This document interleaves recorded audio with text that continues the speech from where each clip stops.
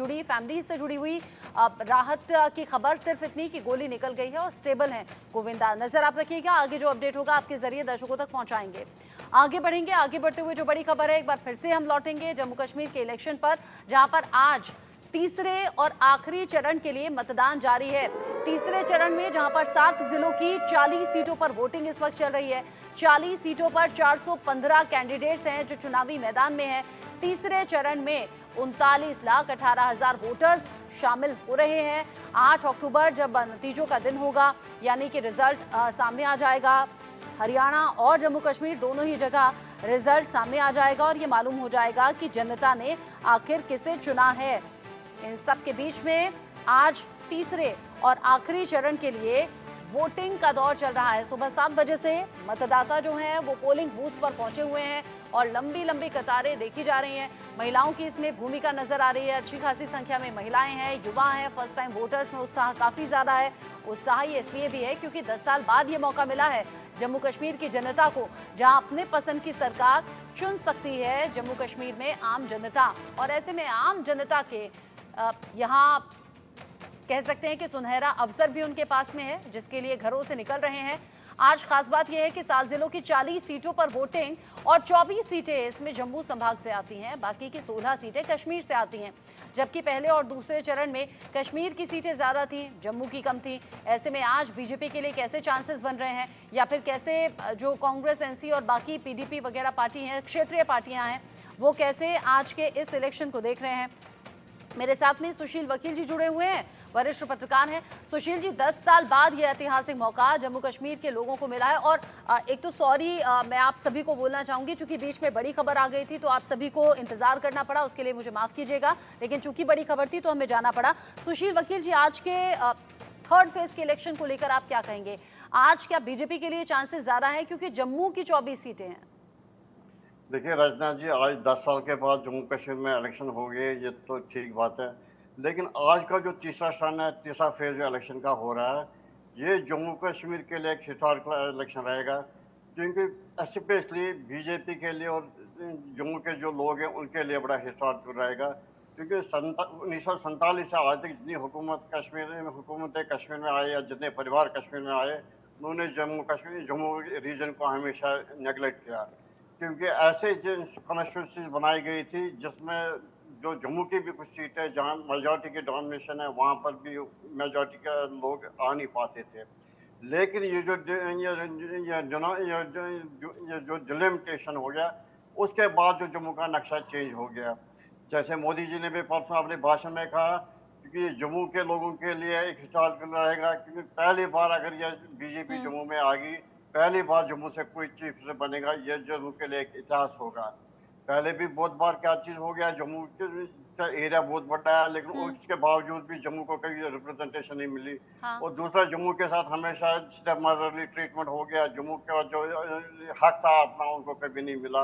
हाँ। आज का जो ये इलेक्शन है, जम्मू के लिए पूरा बड़ा महत्व रखता है कि 24 सीटों पर इलेक्शन हो रहा है जम्मू में। अधिकार देने का आज चुनाव है और इस चुनाव में बढ़ चढ़ कर लोग हिस्सा ले रहे हैं। एक मिनट और बोलने दीजिए। और जैसे 25 सीटों पे पिछली बार आए थे, इस बार भी लग रहा है कि बीजेपी सरकार ही बनाने वाली है। हाँ। क्योंकि कश्मीर रीजन में जो नेशनल कांग्रेस, पीडीपी वगैरह के उनके वोट काटेंगे इस बार बहुत, क्योंकि सेपरेटिस्ट लीडर, जमात इस्लामी वगैरह के जो इंडिपेंडेंट कैंडिडेट्स है, हाँ। वो इस बार इनका जो लक है उसको कर लेंगे, ब्रेक कर लेंगे।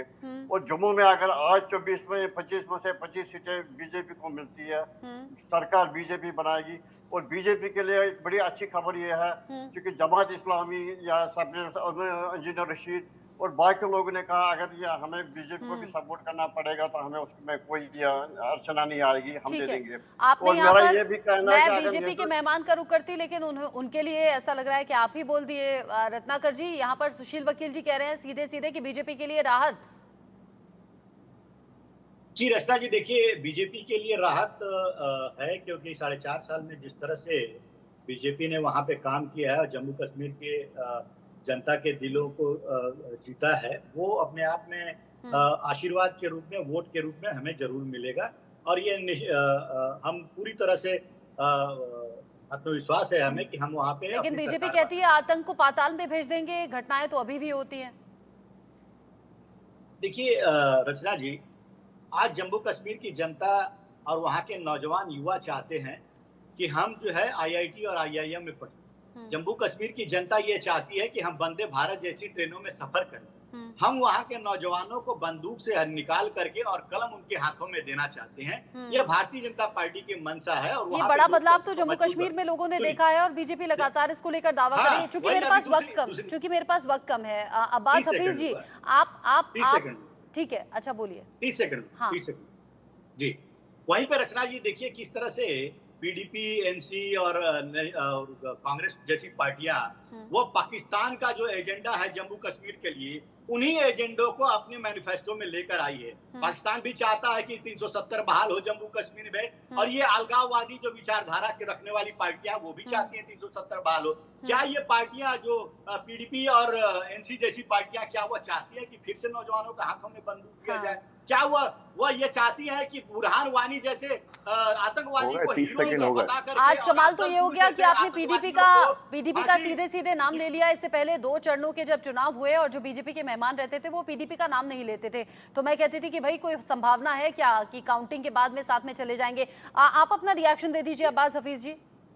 देखिए, सबसे पहली बात यह है कि ये सब बेवकूफ़ बनाने वाली बातें हैं कि अच्छा हुआ है, नहीं हुआ है, क्या हुआ है, सब जानते हैं। 110 दिनों में अगर हम देखें तो जिस तरह से जम्मू पूरा टेरराइज हुआ है, 26 आतंकी हमले हुए हैं, 21 हमारे जवान शहीद हुए हैं, 29 जवान हमारे जख्मी हुए हैं, 33 के आसपास हमारे सिविलियंस मारे गए हैं, उसमें कितने सारे 60 से ऊपर हमारे सिविलियंस जख्मी हुए हैं। ये पिछले 110 दिन की कहानी है जम्मू में, और आज वही जम्मू अपनी सुरक्षा के लिए वोट करने निकला है, इनके खिलाफ वोट देगा। औसतन जितनी नाकामियों के अंदर हमारा रिकॉर्ड है उससे सबसे ज्यादा नीचे हैं हम। आपको जान के हैरानी होगी, 1 लाख मरीजों के ऊपर 17 बेड हैं सिर्फ अस्पतालों में जम्मू कश्मीर के, जम्मू भी और कश्मीर भी। और ये किनकी बातें कर रहे हैं? ये तमाम पॉलिटिकल पार्टीज के साथ इनका गठबंधन रह चुका है। राहुल गांधी कहते हैं कि नफरत के बाजार में मोहब्बत की दुकान खोलने आया हूं। मोहब्बत की दुकान पर लोग कितना भरोसा करते हैं ये 8 अक्टूबर को साफ हो जाएगा। रविंदर जी, कश्मीरी पंडितों का दर्द किसने समझा, किसके साथ है जनता?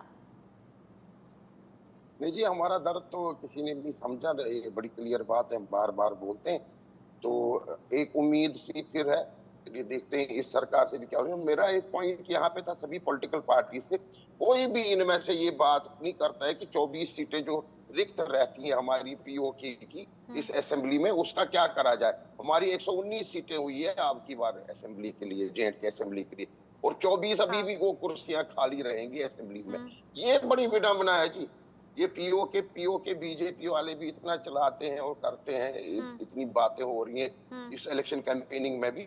तो इनको ये 24 सीटों के बारे में सभी पॉलिटिकल पार्टी को सोचना चाहिए। एक आम शहरी, एक आम कश्मीरी के नाते मैं भी ये अफसोसजनक ही देख रहा हूँ कि 90 पे ही आप इलेक्शन करिए, 24 को छोड़िए। तो या तो ये रिजर्व करिए आप, ये रिजर्व करिए, इनको बांटिए आप पीओजे के। ये जो चुनावी माहौल होता है रविंदर जी, इसमें बड़े बड़े दावे और वादे किए जाते हैं। कई बार तो ऐसे वादे किए जाते हैं जो जमीन पर कहीं पूरे नहीं होते, ना उनकी कोई संभावना होती, लेकिन राजनीतिक पार्टियां हैं वो इस चीज के लिए जानी जाती हैं। बहरहाल आज तीसरे और आखिरी चरण के लिए मतदान चल रहा है। आप सभी मेरे साथ में जुड़े, बहुत बहुत शुक्रिया। आगे भी इंडिया न्यूज इलेक्शन से जुड़ा हर एक अपडेट इंडिया न्यूज के दर्शकों तक पहुंचाएगा। एक बहुत छोटा सा ब्रेक ले रहे हैं, लौटेंगे।